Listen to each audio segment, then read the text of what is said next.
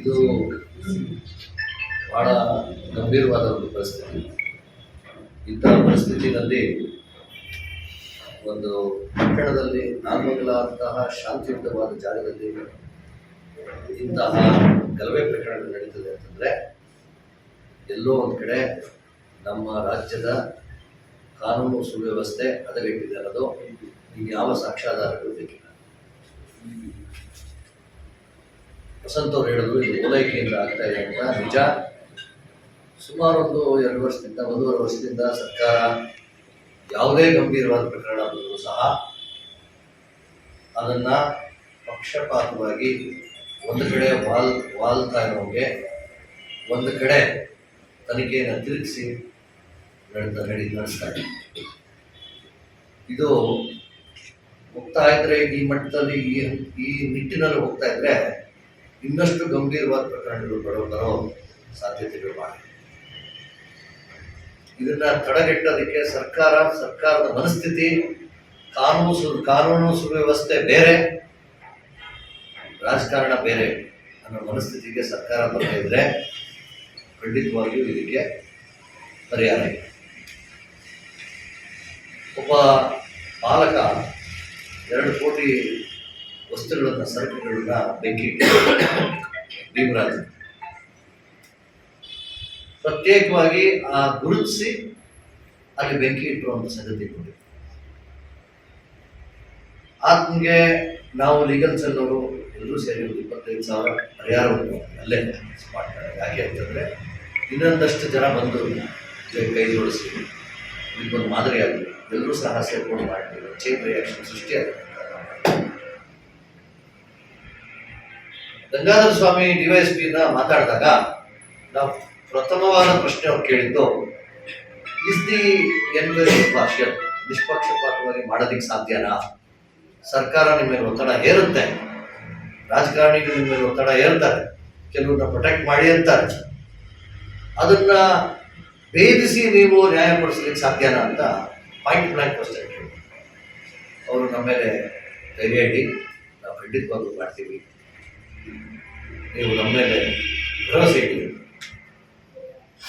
ಎಲ್ಲ ಸರ್ಕಾರದಲ್ಲೂ ನಾವು ಸೇವೆ ಸಲ್ಲಿಸಿದ್ವಿ, ನಾವು ಸರ್ಕಾರದ ಮನಸ್ಥಿತಿಗೆ ಹೋಗಲ್ಲ ಅಂತ. ಹಳ್ಳಿಗೆ ಹೋದ್ರೆ ಬದರಿಕೊಪ್ಪಲ ಹಳ್ಳಿಗೆ ಹೋದ್ರೆ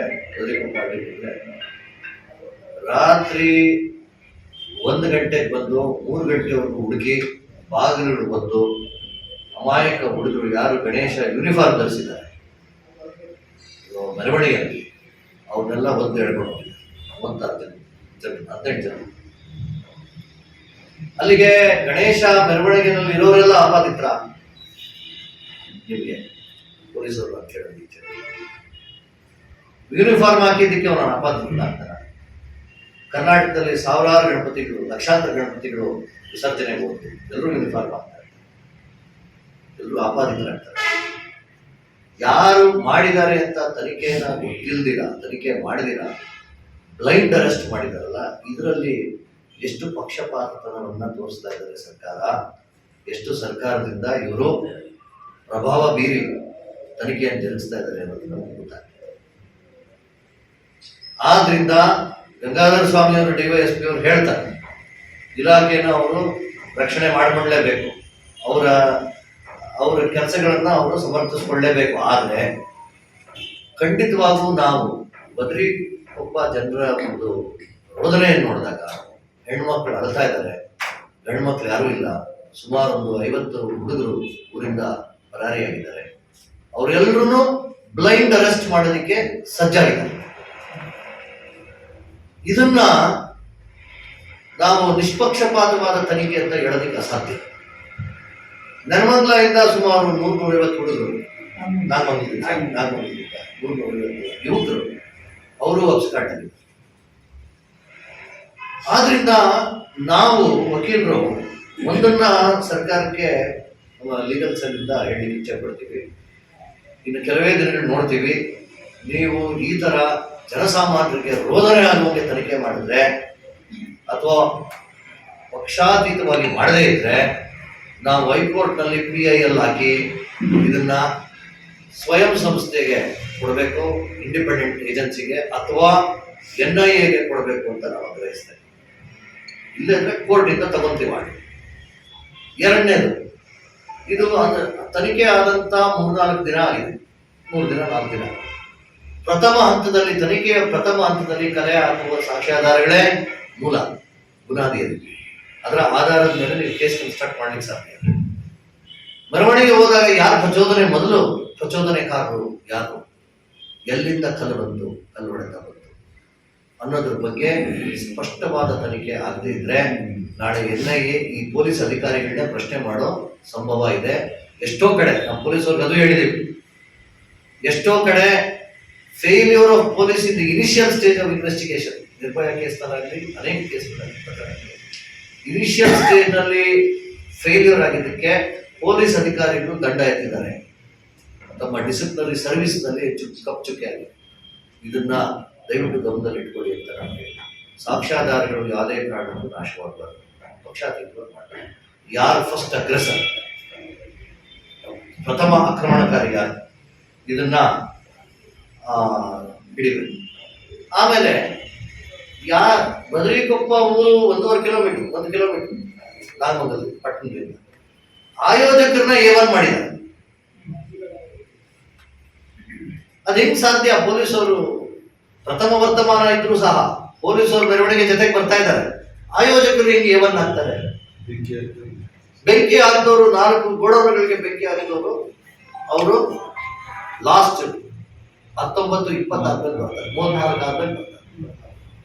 ಇದರಲ್ಲೇ ಸರ್ಕಾರದ ಪ್ರಭಾವ ಇಲ್ಲಿ ಗೊತ್ತಾಗ್ತಾ ಇದೆ. ಅವರ ಕಾರ್ಯವೈಖರಿನಲ್ಲೇ ಸರ್ಕಾರದ ಪ್ರಭಾವ ಗೊತ್ತಾಗ್ತದೆ. ಆಮೇಲೆ ಅಮಾಯಕರನ್ನ ಎಳ್ಕೊಂಡು ಹೋಗೋ ಒಂದು ಪ್ರವೃತ್ತಿ ಶುರುವಾಗಿದೆ. ಇದಕ್ಕೂ ಸಹ ನಾವು ಹೋರಾಟಕ್ಕೆ ರೆಡಿಯಾಗಿದ್ದೀವಿ. ಬಿಜೆಪಿ ಲೀಗಲ್ ಸೆಲ್ ಅವರು ಹೈಕೋರ್ಟ್ನಲ್ಲಿ ಮೊಕದ್ದಮೆ ಹಾಕಿ ನಿಷ್ಪಕ್ಷಪಾತವಾದ ತನಿಖೆ NIA ಮೂಲಕ ನಡೆಸಿ ಅಂತ ಕೇಳ್ತಾ ಇದ್ದೀವಿ. PFI ಇನ್ವಾಲ್ವ್ಮೆಂಟ್ ಇದೆ ಅಂತಾರೆ. ಅದು ಎಷ್ಟು ಆಳವಾಗಿದೆ, ಅದು PFI ಮುಂಚೆ ಸಂಚು ರೂಪಿಸಿ ಇಲ್ಲಿ ಬಂದಿದ್ದಾರ ಅಥವಾ, ಯಾಕಂದ್ರೆ ಅದು ಬ್ಲ್ಯಾಂಡ್ ಆರ್ಗನೈಸೇಷನ್, ನಿರ್ಬಂಧಿಸಿರೋ ಒಂದು ಸಂಘಟನೆ. ಅಂತ ಸಂಘಟನೆ ಇಲ್ಲಿ ಹೇಗಿರಲಿಕ್ಕೆ ಸಾಧ್ಯ? ಸ್ಲೀಪರ್ ಸೆಲ್ ತರ ಇದೆಯಾ? ಪೊಲೀಸರು ಏನ್ ಮಾಡ್ತಾ ಇದ್ರು? ಡಿಸ್ಟ್ರಿಕ್ಟ್ ಇಂಟೆಲಿಜೆನ್ಸ್ ಏನಾಯ್ತು? ಸ್ಟೇಟ್ ಇಂಟೆಲಿಜೆನ್ಸ್ ಏನಾಯ್ತು? ಇದನ್ನೆಲ್ಲ ಮರ್ತು ಬಿಟ್ಟಿದಾರ? ಈ ಪ್ರಶ್ನೆ ಅಶ್ವಥ್ ನಾರಾಯಣ ಅವರು ವಿಷಯ ಹೇಳಿದ್ರು. 3 ತಿಂಗಳಿಂದ ಎಷ್ಟೋ ಜನರಿಗೆ ಕೇಸ್ ಕೈ ಬಿಟ್ಟಿದ್ದಾರೆ. ಇದರಷ್ಟು ಅಪಾಯಕಾರಿಯಾದ ಬೆಳವಣಿಗೆ ಯಾರೂ ಇಲ್ಲ ಅಂತ ಹೇಳ್ಬೋದು. ನಮ್ಮ ವ್ಯವಸ್ಥೆನಲ್ಲಿ, ನ್ಯಾಯಾಂಗ ವ್ಯವಸ್ಥೆನಲ್ಲಿ ಆಗಲಿ, ಪ್ರಜಾಪ್ರಭುತ್ವದ ವ್ಯವಸ್ಥೆ, ನಾನು ಏನಾರ ಅಪರಾಧ ಮಾಡ್ಬೋದು, ನಾಳೆ ಸರ್ಕಾರ ನಾನು ಬಿಟ್ಬಿಡ್ತದೆ ಅನ್ನೋ ಮನೋ ಧೈರ್ಯ ಇದ್ರೆ ಅರಾಜಕತೆಗೆ ಹೋಗುತ್ತೆ ಸಮಾಜ ಅಥವಾ ಕಾನೂನು ಸುವ್ಯವಸ್ಥೆ. ಇವತ್ತು ಅರಾಜಕತೆಗೆ ಇವ್ರು ಯಾರು ಕೈ ಬಿಟ್ರು? ಹೋಮ್ ಮಿನಿಸ್ಟ್ರಿನಲ್ಲಿ ತುಷ್ಟೀಕರಣದ ನೀತಿಯನ್ನು ಅನುಸರಿಸಿ ಅವರು ಈ ಅರಾಜಕತೆ ಕಾರಣರಾಗ್ತಾರೆ. ಮೋಸ್ಟ್ ಡೇಂಜರಸ್ ಡೆವಲಪ್ಮೆಂಟ್, ಅಪಾಯಕಾರಿಯಾದ ಬೆಳವಣಿಗೆ. ಇದನ್ನ ಸರಿಪಡಿಸಬೇಕು ಸರ್ಕಾರ. ಈಗ ಅಟ್ಲೀಸ್ಟ್ ಸದ್ಯದಲ್ಲಿ ಇದನ್ನ ನಿಷ್ಪಕ್ಷಪಾತವಾಗಿ ಮಾಡಲಿ, ಗ್ಯಾರಂಟಿ ಮಾಡ್ತೀವಿ ಅಂತ ಪೊಲೀಸರು ಹೇಳೋದಲ್ಲ. ಸರ್ಕಾರ ಅವ್ರಿಗೆ ಕಿವಿ ಹಿಂಡೋದು, ಪ್ರಭಾವ ಬೀರೋದು, ಇವ್ರು ಕರ್ಕೊಂಡೋಗ್ಬೇಡ ಅನ್ನೋದು, ಮೃದು ಧೋರಣೆ ತೋರಿಸೋದು, ನಾಳೆ ಹಠಾತ್ ಆಗಿ ಮಾಡಿದ್ರೆ ನನ್ಗೆ ಓಟ್ ಹೋಗುತ್ತೆ ಅಂತ ಇಲ್ಲಿನ ಮಂತ್ರಿಗಳು ಆ ಲೆಕ್ಕಾಚಾರ ಇಟ್ಕೊಂಡು ಕೆರಗೋಟ್ನಲ್ಲಿ ಹೇಗೆ ಧ್ವಂಸ ಮಾಡಿದ್ರು ಧ್ವಜನ, ಹಾಗೆ ಸಾಮರಸ್ಯವನ್ನೇ ಧ್ವಂಸ ಮಾಡೋದಕ್ಕೆ ಕೊಟ್ಟಿದ್ದಾರೆ. ಇದನ್ನ ತಡೆಗಟ್ಟಬೇಕು ಅಂತ ಕೇಳ್ತಾ, ನಾವೆಲ್ಲರೂ ಸಹ ವಕೀಲರು ಆಂಟಿಸಿಪೇಟರಿ ಬೇಲ್ ಹಾಕೋದಕ್ಕೆ ನಾವೇ ಹೋಗಿ ಸ್ವತಃ ಆರ್ಗ್ಯೂ ಮಾಡ್ತೀವಿ. ಅವ್ರಿಗೆ ಏನು ಸಾಂತ್ವನ ಬೇಕೋ ಕೊಡೋದಕ್ಕೆ ಸಿದ್ಧವಾಗಿದ್ದೀವಿ. ಅವ್ರಿಗೇನು ಒಂದು ಹೊರೆ ಇದೆ, ಈ ಒಂದು 10 ದಿನಗಳಲ್ಲಿ ಎಷ್ಟು ಕಷ್ಟ ಇದೆ ಆರ್ಥಿಕವಾಗಿ, ಅದನ್ನೂ ಸಹ ಬಗೆಹರಿಸೋದಕ್ಕೆ ನಾವು ವಕೀಲರು ಹೋರಾಟದಲ್ಲಿ ಪಾಲ್ಗೊಳ್ಳೋದಕ್ಕೆ ರೆಡಿಯಾಗಿದ್ದೀವಿ ಅಂತ ಹೇಳ್ತಾ ನನ್ನ ಮಾತುಗಳು ಮುಗಿಸ್ತೀನಿ. ಇದನ್ನ ಮತ್ತೆ ನಾವು ಬಹಳ ತೀಕ್ಷ್ಣವಾಗಿ ನೋಡ್ತಾ ಇರ್ತೀವಿ. ಡೆವಲಪ್ಮೆಂಟ್ಸ್ನ, ಬೆಳವಣಿಗೆಗಳನ್ನ, ಹೇಗೆ ಹೋಗುತ್ತೆ ಬೆಳವಣಿಗೆಗಳು, ಯಾವ ರೀತಿಯಲ್ಲಿ ಮಾಡ್ತಾರೆ. ಎಡವಿದ್ರೆ ಪಬ್ಲಿಕ್ ಇಂಟ್ರೆಸ್ಟ್ ಲಿಟಿಗೇಷನ್ ಹಾಕೇ ಹಾಕ್ತೀವಿ, NIA ಕಳಿಸ್ತೀವಿ ಅಂತ.